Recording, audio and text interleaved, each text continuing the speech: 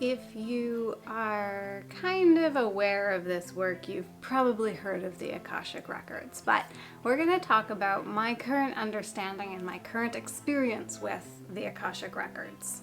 For me, the Akashic Records are represented as a library that exists within the spirit world. There are various ways to access the Akashic Records, that level of consciousness, and I had previously tried the pathway prayer and it didn't consistently work for me.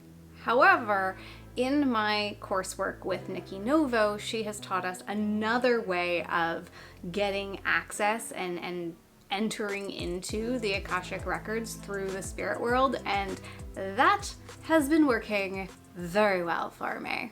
So I think of the Akashic Records as a portal. And this portal gives me access to different locations of information, different levels of information. And there is a librarian who is helpful enough to assist in locating and directing where to find the portals within the Akashic Records as the hub. For me, the Akashic Records is currently made up of 3 locations, aside from the foyer where I would meet the librarian. So one of the locations is the general library, and this is where you're going to find things like universal laws and collective wisdom and consciousness. Then each one of us has our own personal records room, and that splits off somewhere else, and we have our own key as well as our own door to our personal records room. And I'm going to talk about the personal records room a little bit more through this video. And finally, the third location that I'm currently using the records for is accessing the knowledge and the wisdom of the personal council, which is essentially a collective of energies that help us to access a higher level of our soul's guidance.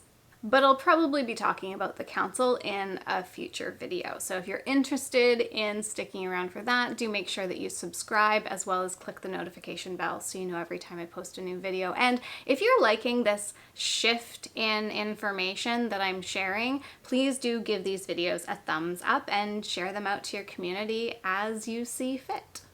Okay, so let's focus a little bit more deeply on our personal records room, because let's be honest, most of us are utilizing this as a personal journey, and we want to know about ourselves and our soul and our soul's history and past lives and why we're here and what we're here to partake in and learn and do.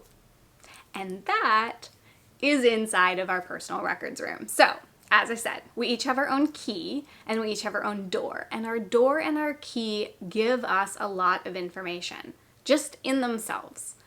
And then our personal records room can also give us a lot of information. This information can include the age of our soul essence, as well as messages from our masters, teachers, ancestors, loved ones. And this information can also give us clues into the workings of our inner psyche. I personally do experience a keeper of my records when I enter my records room, so there is a spirit or a energy within my records room who kind of maintains things when I'm not there, and also helps me to retrieve the information that I'm looking for within the records. So some of us have this entity, some of us might not connect with that, but no worries either way. It's all good. You just may not need that additional support in that way.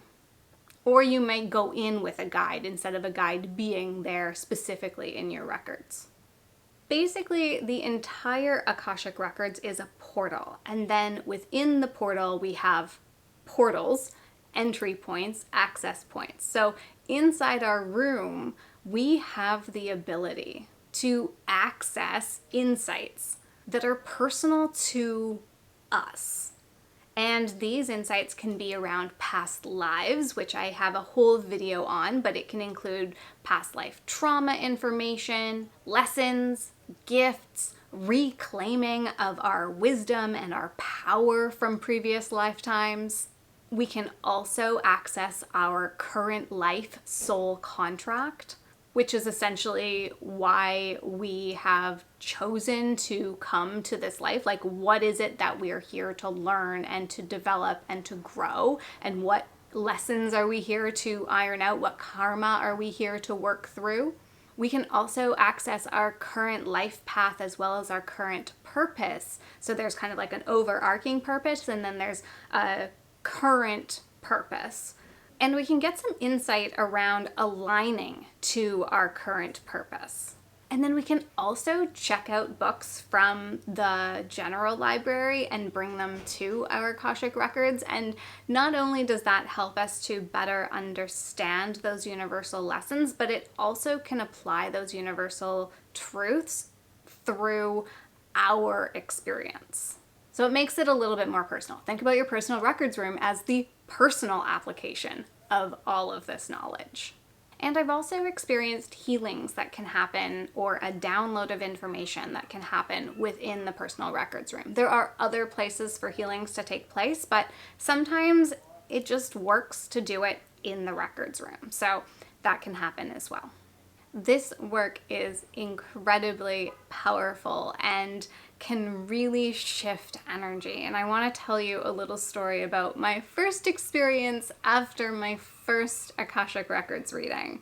So I'd heard about Akashic Records, and finally I was referred to this woman who could read the records, and I had a session and it was beautiful. And I've lost that recording, and it still pains me to this day because it felt like this beautiful homecoming. And it was lovely, but it was powerful, but it wasn't like shocking.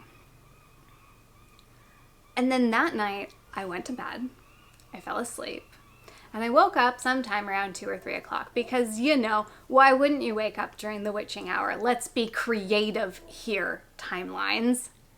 Anyway, I woke up because my room felt alive with energy. It was palpable. There were thousands of energies bouncing around in my room, and it felt like I had walked into a conference hall full of people jabbering away, and it was shocking. It was beautiful and magnificent and lovely and powerful. And so I really want to share that as a reminder that this work is powerful. Please make sure that you take the time to set your intentions, set your boundaries, check IDs, and ground your energy before, during, and after anytime you are working with energies. And if you're interested in this work, but you don't personally want to do it, or you feel like you've tried and haven't been super successful, I will also share that a lot of the times we are far more successful in community with someone else or with a guide to help bring us that energy, because it's a triangle of energy versus a one-to-one linear energy. So it's me, you, and the energy versus just you and the energy. Even as practitioners, we have a tendency to notice that we'll get some information, but if we're working with someone else in community, the energy is that much stronger. So if you want to work with me to find out more about this work or your energy or your path, your purpose, if you have some past life stuff that's kind of sticky for you, please click the link in the description and you can find out all about my offerings and how to work with me one-on-one. And with that, I will see you in the next video.